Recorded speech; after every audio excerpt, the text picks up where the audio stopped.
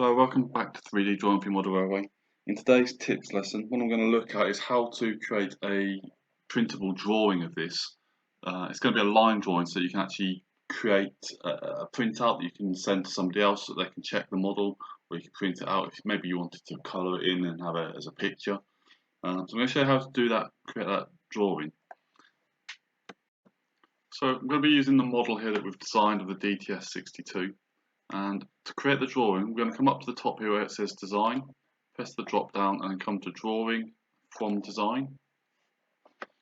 Then you can see how it's selected some of the panels, but not all of them. I'm going to just add in that control panel, although potentially that's already there, it's just highlighted for some reason. And then we're going to do Visible Only, Create New, because you want to obviously create a new drawing using from scratch.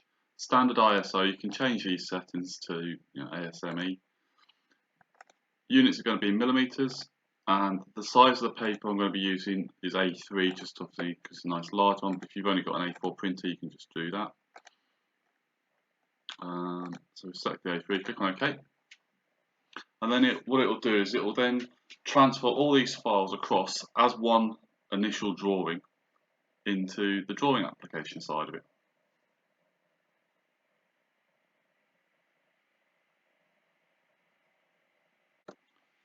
Once it's then come into this drawing part, we can then go and change the scale. So at the moment it's 1 to 2, so press these little 3 dots here.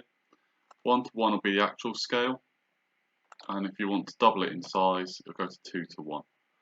Okay. So let's say we want to go 1 to 1. We can drag this around and place this anywhere we want on the screen. So if we just place one there, and then click on OK. Now initially it looks a bit rubbish, but as it processes, you'll see that we then end up with the line drawing in the top corner. Okay, so once we've got the initial drawing down, you can see it's only of one side. We can then rotate this around to get each side that we require. So if we come up the top here to projected view, select the model, and then you can drag it. Whichever way you now drag will turn the model in that direction. So if we come this way, we're going to get that end on view. If we come downwards, we're going to get the top view. If we go upwards, we're going to get the base view. And if we go to the left, we're going to get the other side view. Okay. So now that what you can be thinking, well, how do I get to the other side of the model here? So once you've done that, if you click on Escape, that will automatically then place those. Then if you go back to selecting the front view here of either side, doesn't matter which, and then do projected view again, and then just go to the right again or the left again, and you'll get it rotating in the required direction. So if we go to the right there, we can then drag that out, click on the little tick button there. So once you've got these placed, you can then move them around. Now, if you just select them and drag them, it will automatically snap back to the top, and it will keep going back to the same position relative to these. Okay, so if we want to have these on a separate level, so if we click over the button, over the drawing, select it, press the shift button, drag down and let go of the shift button, you can then move the model or the drawing to wherever you want. So say you wanted them all in line here. So we've got all of the sides, the top, the bottom, and the two ends. Let's say we wanted to have the model at a diagonal, so someone could see the drawing in 3D. If you just drag across either to top left, top right, or bottom left, bottom right, you can see how you can get a 3D version of the drawing. If you only wanted to have certain parts, then you just click on the I button up here, you'll see that it will toggle them on and off. It takes a little while to catch up. So see how it's turned the chassis off.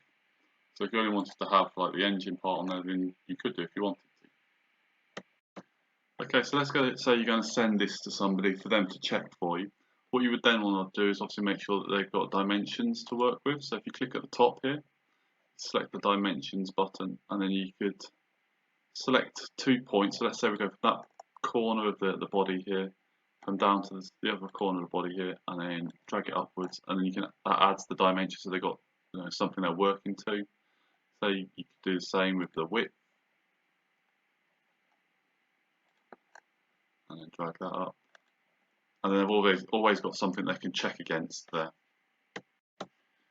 Okay, so that gives you some idea of how we can use this drawing tool. Now the only downside to this is, unfortunately, we used to be able to export it as a PDF and then send it as a PDF for somebody else to print or look at themselves.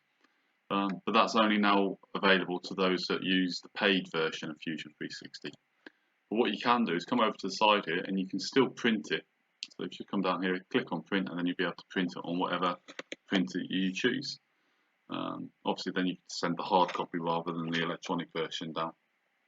So hopefully that's given you some sort of idea how to use the drawing tool, and some of you might find it a benefit for something you require in the future. Thanks for watching.